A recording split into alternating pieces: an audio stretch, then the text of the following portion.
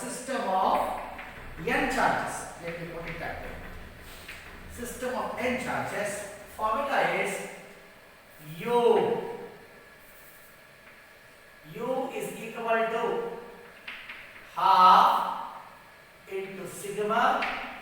I is equal to 1 to n qi. Now you can compare this expression with this one. In the place of half is there. In the place of summation, I put an integral over the volume. Charge, rho into dV will give you charge. V potential, V potential. Is that clear to you? Okay. Let me rub this off now. Okay.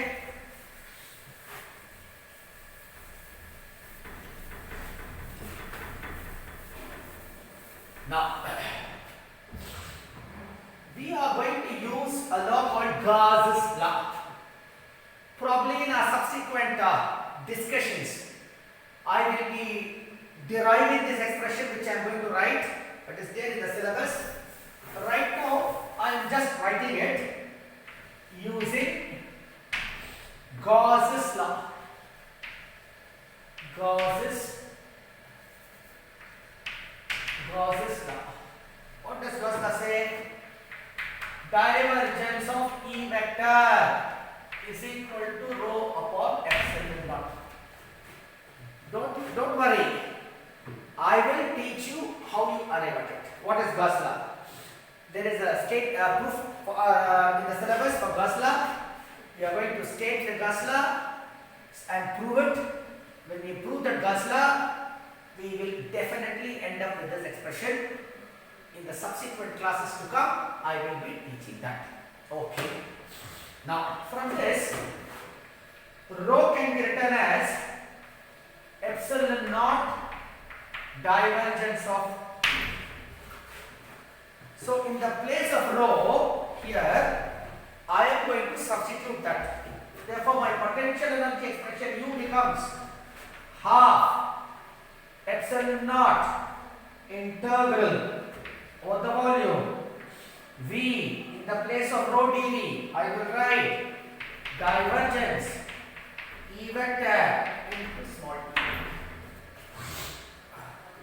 Is that clear to you? Is that clear to you?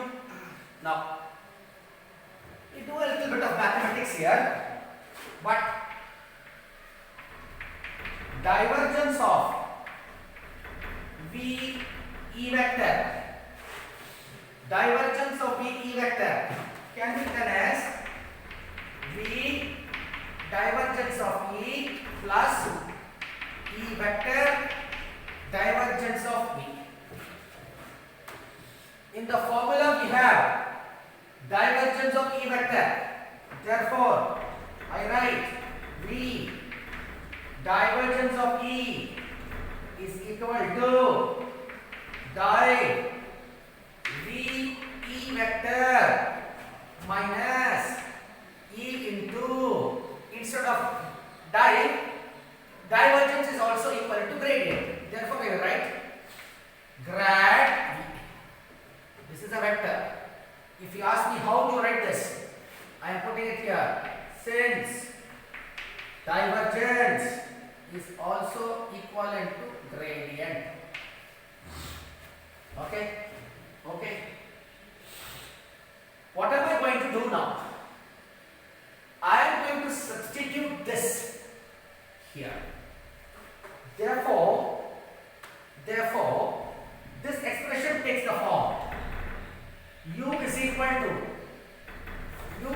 to epsilon naught by 2 integral over the volume divergence of V E vector into dV minus epsilon naught by 2 integral E vector into grad V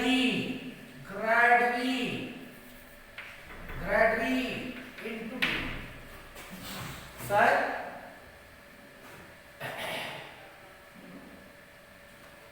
in the place of V dV,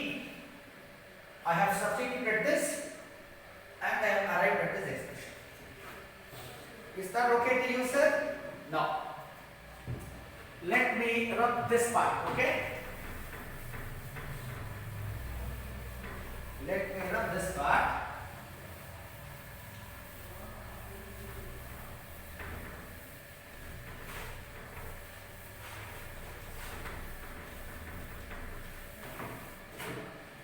Now, I have a volume integral. This is also volume integral, okay? I am going to change this volume integral into surface integral. How do you convert, change a volume integral into surface integral? Then in second year in mathematical physics, you would have studied divergence theorem, Gauss divergence theorem. So I will apply it. Applying divergence theorem. Why do I apply divergence theorem? I am applying divergence theorem to the first term only. Please note, to the first term. Why? To change volume integral into surface integral. Let us take the first term. Integral over the volume. Divergence of V into E vector dV.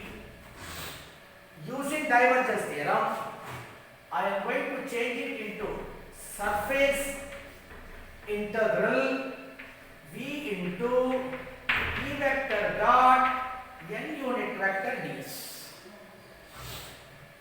This is a consequence of divergence theorem. Helps to convert volume integral into surface integral. This value I am going to substitute here. Let us see what happens. Therefore we get U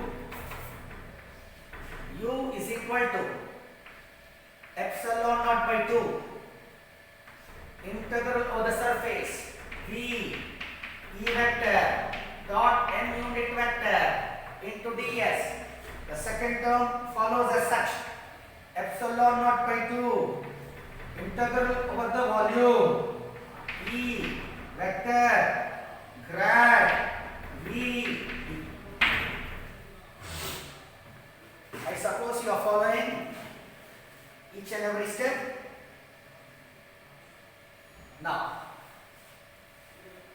if you remember expressions for potential, expressions for electric field, then we say since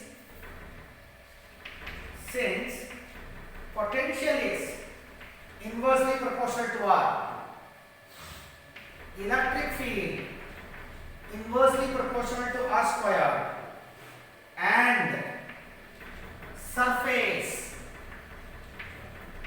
ds directly proportional to R square. Okay?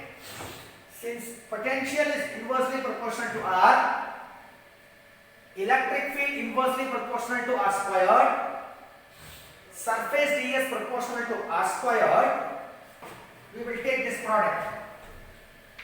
The product V into E vector dot N unit vector into ds is equal to, in the place of V, 1 by R, in the place of electric field, 1 by R squared, in the place of ds, R squared will go off, so end up with 1 by R. Okay? Now what I am going to do is substitute this here. Let us see what happens. Shall I rub this off? Let me rub this off and proceed. Now what I am going to do is, I will make an approximation here. What is the approximation I am going to make? The surface integral S becomes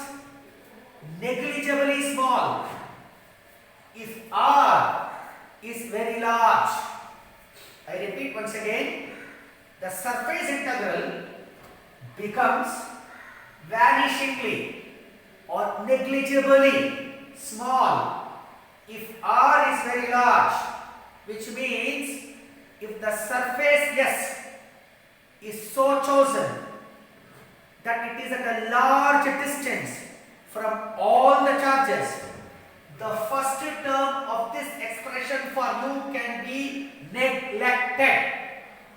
I repeat, if the charge distribution surface S is so chosen that it is at a very large distance from the charge distribution, then the first term reduces to, it becomes negligible, and therefore the expression becomes u is equal to minus epsilon naught by 2 integral over the volume E vector grad V into d.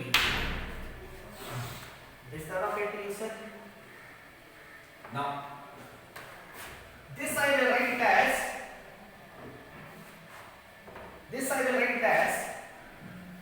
epsilon naught by 2 integral the volume E vector dot E vector into dV. You may ask me why.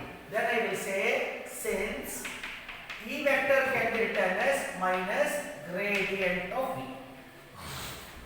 So in the place of grad V minus E, that minus, this minus goes off to give me epsilon naught by 2 integral over the volume E vector dot E vector dV.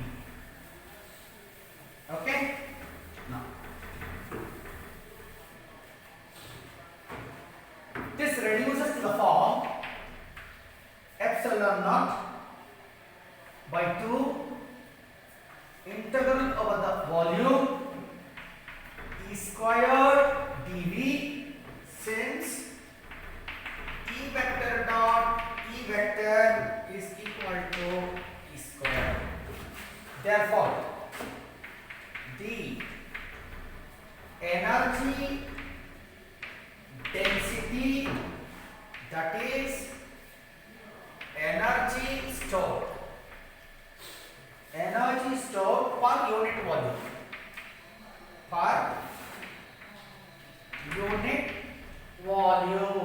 I will write u is equal to epsilon naught by 2 into E squared, so many joules per meter cube.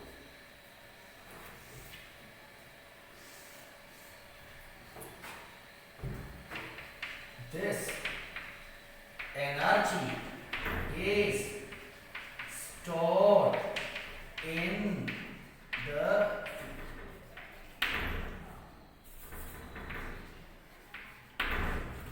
Is that okay to you? Please go through this. Time up. We will stop here.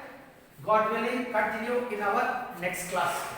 Please go through this. This is a very, very important topic. Please make notes. Keep in touch with each and every topic we have discussed. God willing, we will meet at the next class and continue from where we have stopped. Until then, goodbye.